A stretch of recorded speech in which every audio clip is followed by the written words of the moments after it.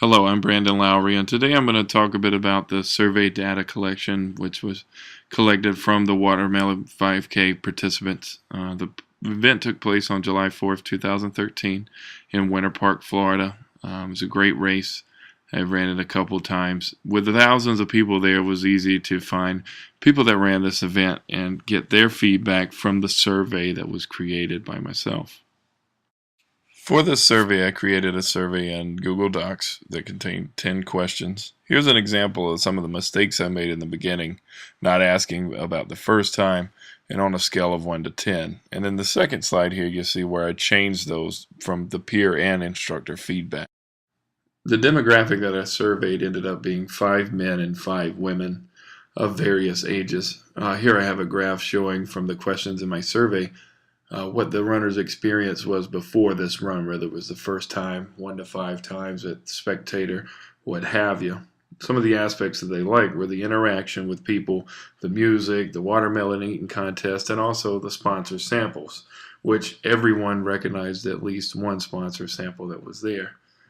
Some of the recommendations that I got from people were they didn't like that there were no time chips to accurately account for the time.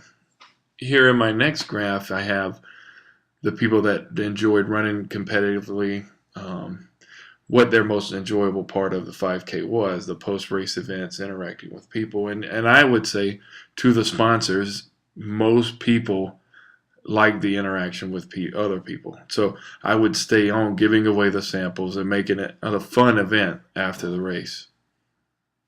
The final part of the data that I found interesting was everyone chose that they were a 5 on the scale of very likely to run the race again next year, which I thought was great. Some of the things I would change personally is I would look to get a bigger sample and stay away from the open-ended questions in the future. I figured out that it's very difficult to get someone to answer a whole paragraph on this survey. It would be much easier with the scale questions and the list and the multiple choice questions. Also, when I was creating this survey, not seeing the same thing over and over again, making the questions diverse but also simple.